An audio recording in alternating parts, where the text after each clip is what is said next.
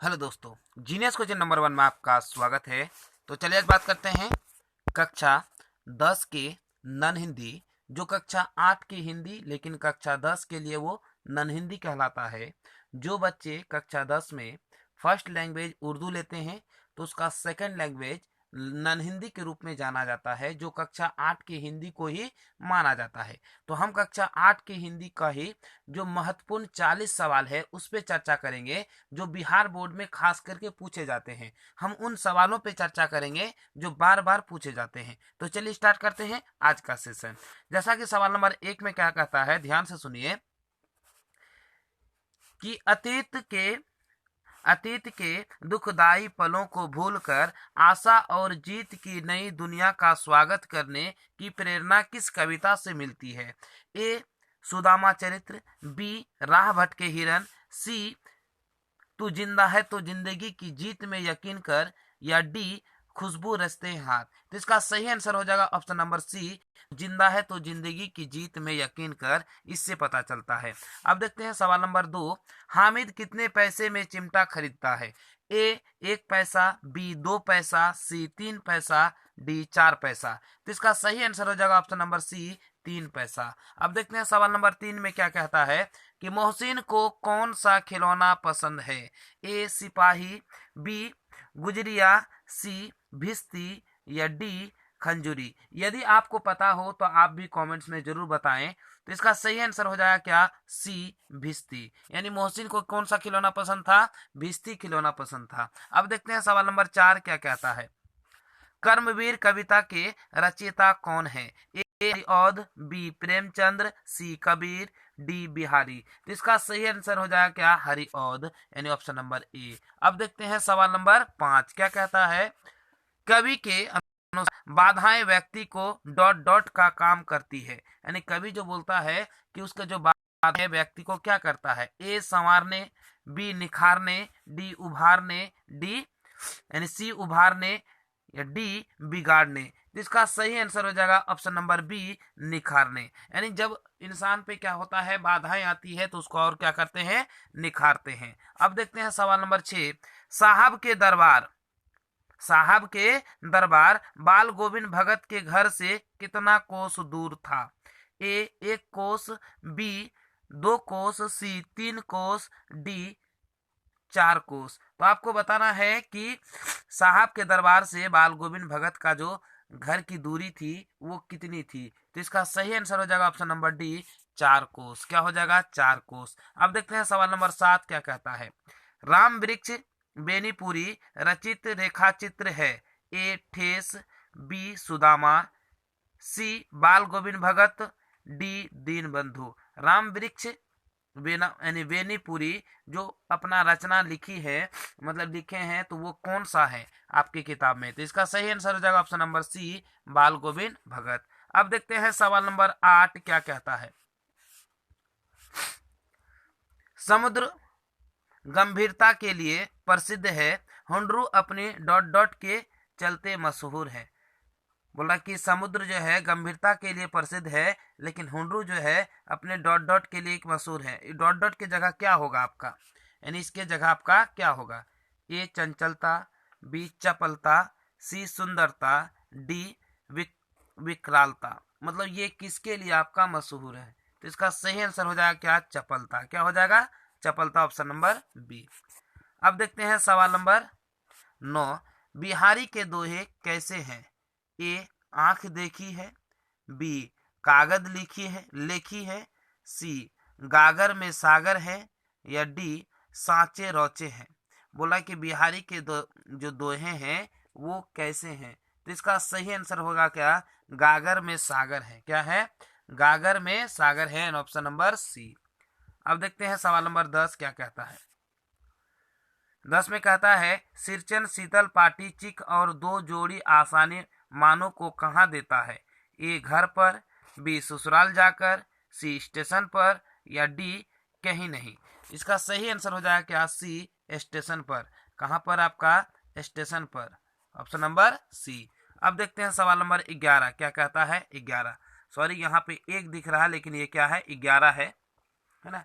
अब देखते हैं 11 में क्या कहता है कि प्रार्थना गीत है?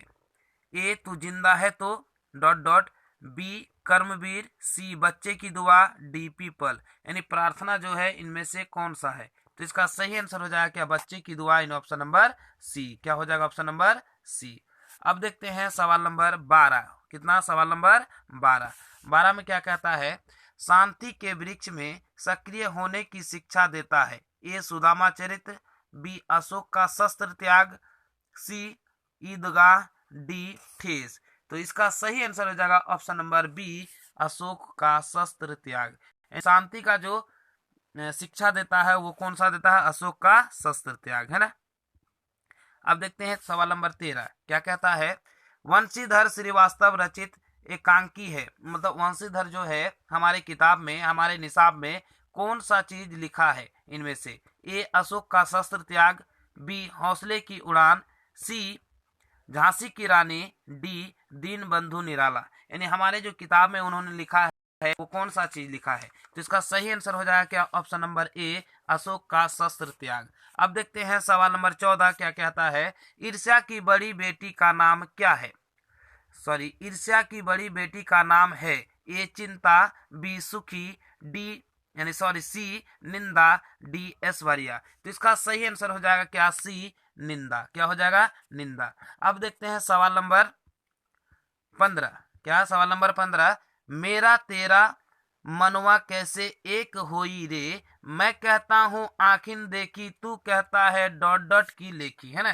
तो डॉट डॉट के जगह क्या होगा? ए कागज, बी कागद, सी पुस्तक, डी पोथी। तो इसका सही आंसर हो जाएगा क्या? कागज। क्या हो जाएगा? कागज, है ना। अब देखते हैं सवाल नंबर 16। कितना? 16। 16 में क्या कहता है? विक्रमशिला विश्वविद्यालय के समृद्ध पुस्तकालय में किस विषय से संबंधित ग्रंथ मौजूद थे? ए तंत्र विद्या और तर्क विद्या, बी प्रारंभिक दर्शन, सी बौद्ध दर्शन, या डी उपयुक्त सभी। यानी इसका जो सही आंसर हो जाएगा क्या? उपयुक्त सभी, यानी ये सभी पाए जाते थे, यानी ऑप्शन नंबर डी। अब देखते हैं सवाल नंबर 17। क्या कहता है? संजू को डायरी लिखने की प्रेरणा किससे मिली? ए अपने मित्र से, बी अपने अध्यापक से, सी महात्मा गांधी से, या डी अपने पिता से। यानी संजू को जो है डायरी लिखने की जो प्रेरणा मिली वो किससे मिली? महात्मा गांधी से। Option number C. अब देखते हैं सवाल नंबर 18। क्या कहता है? गोपाल सिंह नेपाली कवि हैं। ए छायावादी, बी भक्तिकालीन, सी प्रगतिवादी, डी प्रयोगवादी। यानी गोपाल सिंह नेपाली जो है वो किस प्रकार के कवि हैं? तो इसका सही आंसर हो जाएगा ऑप्शन नंबर ए, छायावादी। क्या हो जाएगा? छायावादी। अब देखते हैं सवाल नंबर 19। क्या कहता है? दीन बंधु निराला साहित्य की कौन सी विद्या है? ए कहानी, बी आत्मकथा, सी निबंध, डी रेखाचित्र। यानी दीन बंधु जो है हमारे जो किताब में उन्होंने लिखा है वो क्या लिखा है? तो इसका सही आंसर हो जाएगा क्या? निबंध। Option number C. अब देखते हैं सवाल नंबर 20। क्या कहता है? कसारा किस कहानी का पात्र है? कसारा जो है किस कहानी का पात्र है? ए ठेस, बी चिकित्सा, सी ईदगाह, डी खेमा। तो इसका सही आंसर हो जाएगा क्या? ऑप्शन नंबर डी, खेमा। यानी कसारा जो है खेमा के क्या है? वो पात्र है ना। ठेस में तो आपका क्या है? सिरचन है। ईदगाह में हामिद है ना। इसी तरह से सवाल नंबर 21 में देखते हैं। जैनब लड़कियों को डॉट डॉट का प्रशिक्षण दे रही है। जैनब जो है लड़कियों को किसका प्रशिक्षण दे रही है? ए कुश्ती, बी कराटे, सी सिलाई, डी तीरंदाजी। यानी जैनब जो है लड़कियों को क्या दे रहे थे? कराटे की प्रशिक्षण दे रहे थे, यानी ऑप्शन नंबर बी। अब देखते हैं सवाल नंबर 22। क्या कहता है? 1942 ईस्वी के अगस्त क्रांति के दौरान इन्हें किस जेल में रखा गया? A Darbhanga jail, B camp jail Bhagalpur, C Bankipur jail, D Gaya jail. Karpoori Thakur का जो आप पढ़े हैं अपने किताब में, उसको जो है 1942 में जो अगस्त में क्रांति हुई थी, यानी उसको किस जेल में रखा गया था? तो इसका जो 22 नंबर का है सही आंसर हो जाएगा क्या? दरभंगा जेल। कहाँ? कर्पूरी ठाकुर को कहाँ रखा गया था? दरभंगा जेल में रखा गया था। अब देखते हैं सवाल नंबर 23। जन नायक कर्पूरी ठाकुर की मृत्यु कब हुई?